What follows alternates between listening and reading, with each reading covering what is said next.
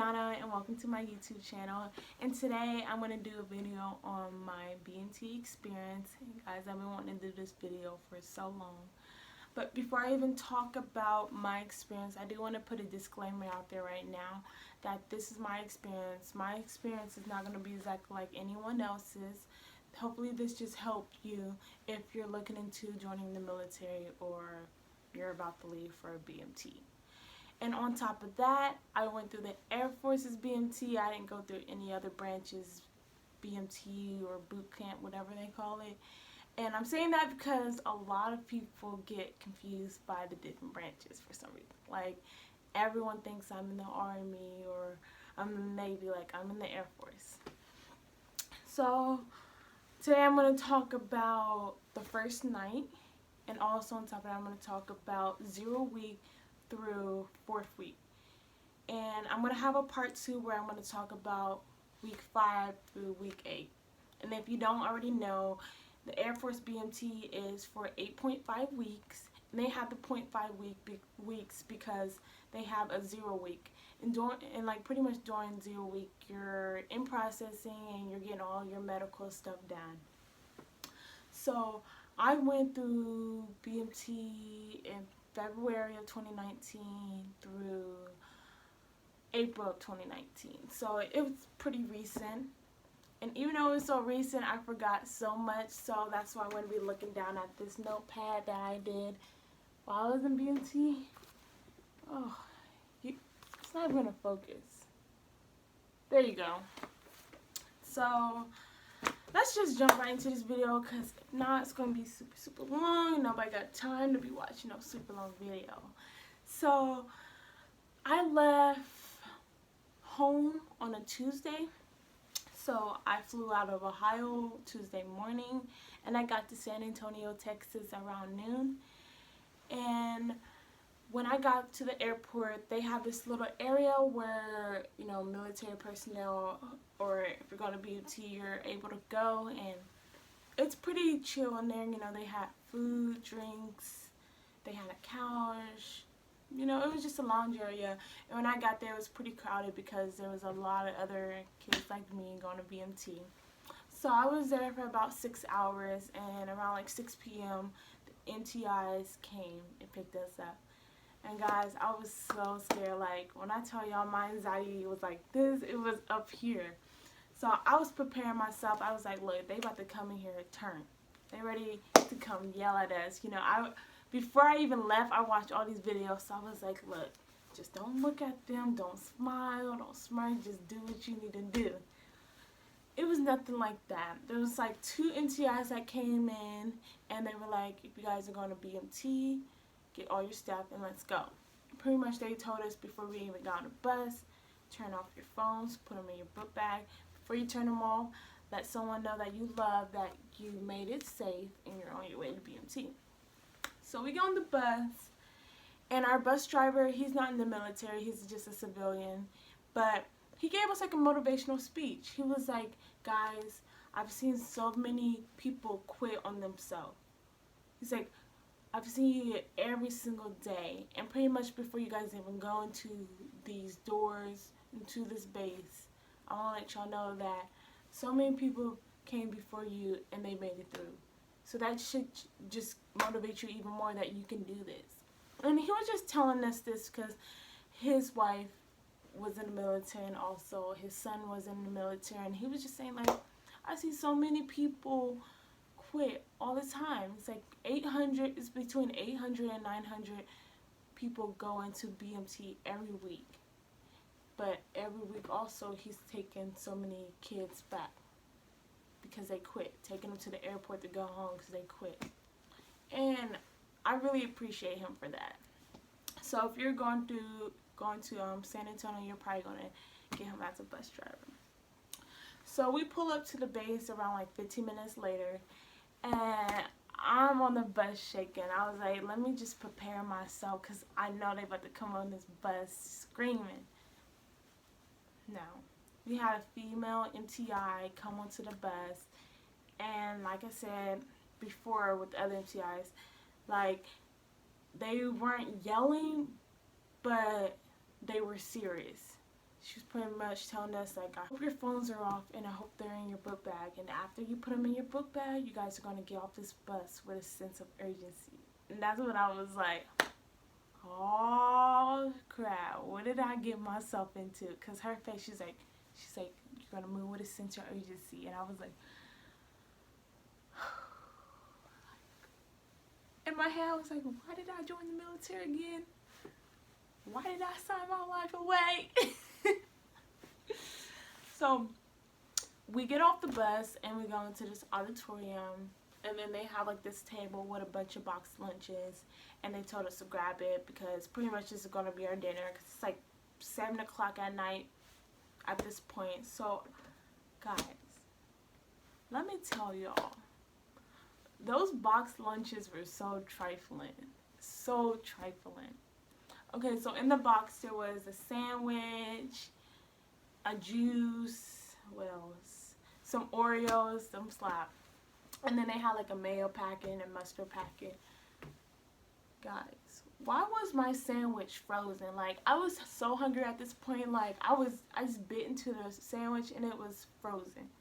And when I opened the sandwich, there was like a layer of ice in the sandwich. So gross. And the bread was soggy because it was frozen before and they were letting it defrost. So I didn't even eat the sandwich. And then I wanted to throw up because the mayo was all chunky looking because of it being frozen. And then on top of that, the drink that they gave me was frozen. So I didn't even touch none of that. I just ate the Oreos. And let me tell y'all, even if you're not hungry, just go ahead and grab that boxed lunch and eat them Oreos, because that's the last sweet thing you're going to see for a while. You don't have to eat anything else in that box if you don't want to. So after that, they had us go to this room, and we grabbed a book bag. And in that book bag, we had a bunch of necessities. And then, I'm trying to really remember, guys, because that night, it was not what I expected. I was expecting to get yelled at and for them to just be screaming at us, but it was nothing like that. After that, they split us into our flights, and I was a part of Flight 290, period, Squadron 323rd, Mustangs. So they separated us, so I was with like 50 other females, and after that, we walked to our dormitories, and I was in Disneyland. So look, I can't speak for Alcatraz, but I was in Disneyland, and all I really remember is our MTI is telling us, like, please just get in bed, you guys have a long day, and that was it. Like, we were not getting screamed at. I don't know if it's just our MTIs, but first night it wasn't even that bad. So I'm about to start looking at this, and I'm going to read off what we did. So for 0 week, we got shots. And I think I got 3 shots. It honestly depends on your age. So they were really disrespectful with the shots. But pretty much, they have people on both sides with shots, and you just walk down and you stop at the first person, and they just shoot the shot in you. And then after they take it out, you keep walking to the next person. And when I tell y'all, they jam them shots into your arm, it hurts so bad. And my skin is super sensitive, so like I had to hold like a pad right there for like a few minutes to stop the bleed. And then 0 week, we got our uniforms. I have my uniforms right here. So we got our ABUs.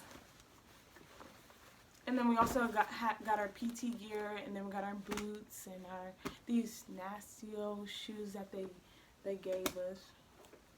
And we got that like the second day we were there. So after you get your uniforms, you will not be wearing civilian clothes for a long time. And then we got our blood drawn also after we got our shots. And look, I know I keep saying disrespectful, but they were disrespectful with the blood drawn too, because she kept poking me. She kept missing my vein, and I'm like, and I couldn't say anything because the man was yelling at us and stuff. He was like, you guys better not pass out. And I'm like, this girl right here is over here freaking poking me. Like, Man, I already don't like needles as it is, and she was just giving me a hard time. And then we had our first BX run. If you guys don't know what a BX is, it's a base exchange, and it's sort of like a mini Walmart. So when you're in BMT, they're going to give you this prepaid card that has $400 on it. And don't think it's just like they're giving you $400. It's coming out of your paycheck.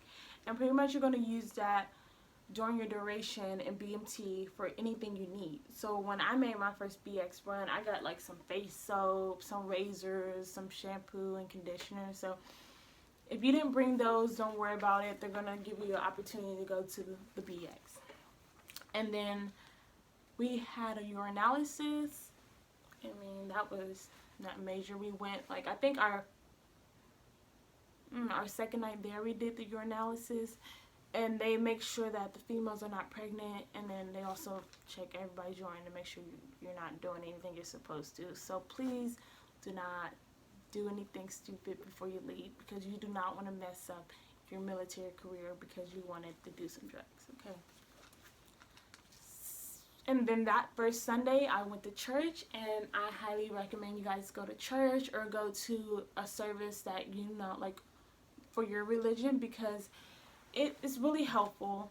It just gives you an opportunity, you know, to just let go for a good 2 hours to just worship and have a good time with your friends. I strongly recommend it. And this is coming from someone that didn't always go to church back home. Like, my mom used to force me to go to church, and I did not want to go. But in BMT, you're going to want to go to church. I promise you. And then Sunday, that's when we were considered first weekers. And in our first week, we went to Med Dental again, and we got, it says we got more shots. Oh yeah, we got the peanut butter shot. Whoever said that shot is not painful, you're lying. You're lying. And why was I the first person to get it done too? So pretty much, you go in a room, and they tell you to face the wall, and like you pull down your pants a little bit, or you know, you just show your cheek a little bit, and they put it in there. And I tell y'all, it's a lot of, I don't know if it's called penicillin or whatever it is, but I had a female do mine, and it was so painful.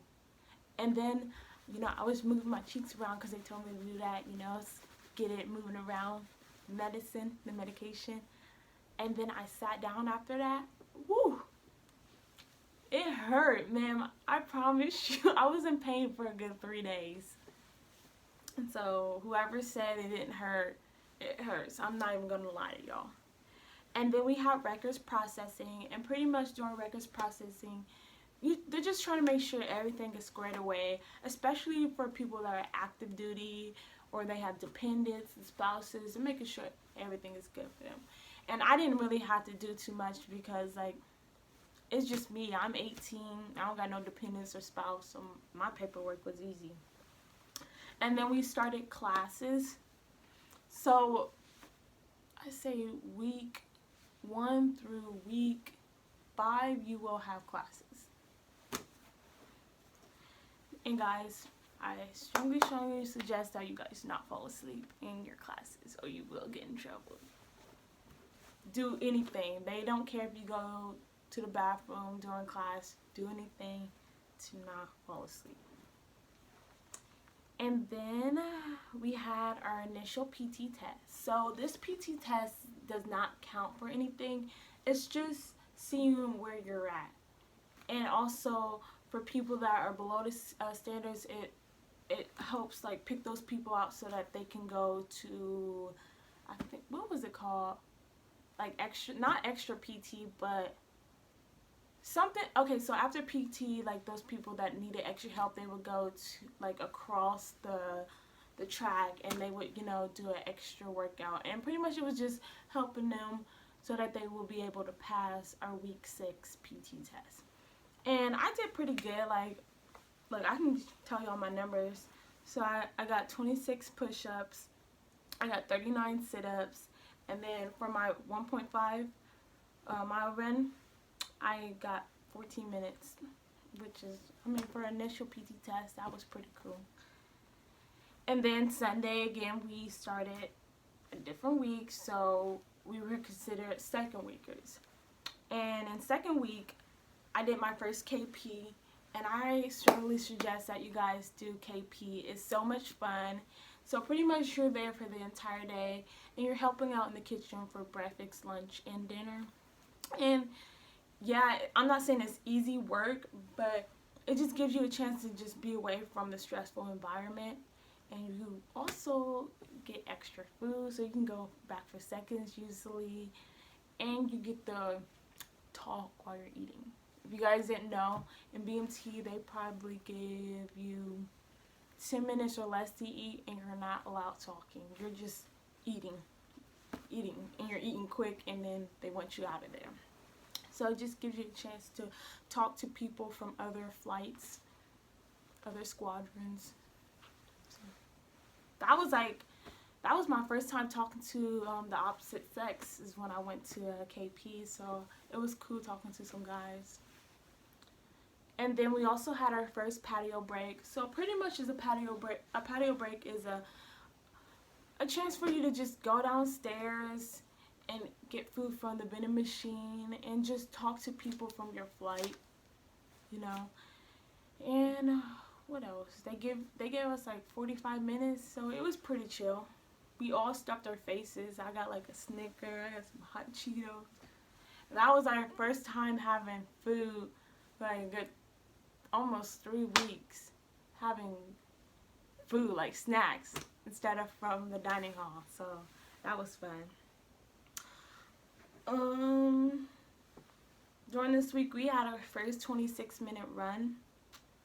So for 0 week and first week, you do a 26-minute run and or a jog and walk. So pretty much for 3 minutes you walk, and then 3 minutes you jog. But second week, they actually make you jog the entire thing. And then also second week, we had interviews. And this is more so for active duty. I'm National Guard, so going into BMT, I already knew my job. But the interviews is for, you know, people that don't, I believe it was for people that didn't know their job, and also people that were trying to get their top secret and their secret. I really can't remember, because like since I was guard, like I didn't have to do a lot of that stuff. And then for third week, we got our names sewn on. Like, this was super exciting for my flight.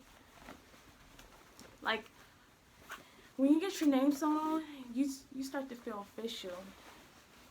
So I got Big Boston on my right side, and then you always have the U.S. Air Force on your left side, because that's closest to your heart.